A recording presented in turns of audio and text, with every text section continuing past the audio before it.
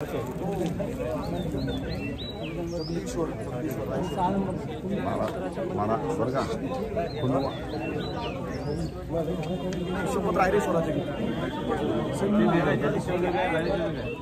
आहे जगदीश्वर आपला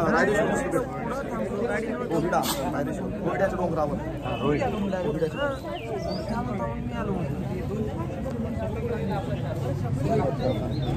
ऐका ना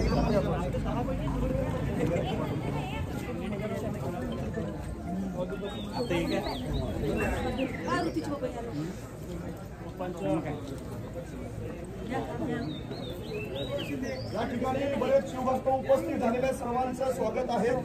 खऱ्या अर्थानं मला एक गोष्ट सांगताना या ठिकाणी आनंद होतोय की त्या काळामध्ये ज्या वेळेला स्वराज्यावरती आक्रमण व्हायची आणि आक्रमण झाल्यानंतर या महाराष्ट्राच्या मातीतल्या तरुणांवरती, मुलांवरती, लहान मुलांवरती जे संस्कार केले जायचे ते संस्कार आईच्या माध्यमातून केले जायचे। राजमाता जिजाऊंनी संस्कार केले, छत्रपती शिवाजी महाराज घडवले, राजमाता जिजाऊंनी संस्कार केले, छत्रपती संभाजीराजे घडवले। एका माऊलीनं 2 छत्रपती या स्वराज्याला दिले। पण खऱ्या अर्थानं विचार करण्यासारखी गोष्ट आहे, ज्या वेळेला या महाराष्ट्रामध्ये विविध आक्रमण व्हायची, आक्रमण झाल्यानंतर माणसं कचदीर व्हायची, घाबरायची, त्यावेळेला इथल्या रडणाऱ्या बाळाला शांत करण्यासाठी त्या काळातली आई पाळणा म्हणायची आणि पाळण्याच्या माध्यमातून आपल्या मुलांवर संस्कार केला जायचा।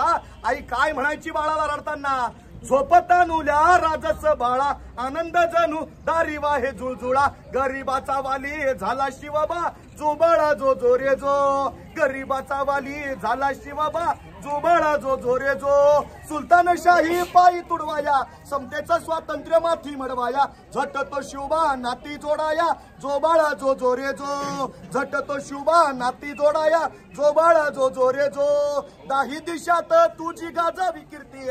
रडणाऱ्या बाळाला शांत करण्यासाठी आई आपल्या लहानग्या बाळाला काय म्हणतीये, दाही दिशात तुझी गाजावी कीर्ती, तुझे पराक्रम धन्य व्हावे धरती, राजा शिवबाचा हात राहो पाठीवरती, जो बाळा जो जोरे जो, राजा शिवबाचा हात राहो पाठीवरती, जो बाळा जो जोरे जो। म्हणजे संस्कारांच्या माध्यमातून आपली आई मुलांवरती संस्कार करायचे आणि संस्कार झाल्यानंतर हीच लहान मुलं स्वराज्यासाठी बलिदान द्यायला उभी राहायची।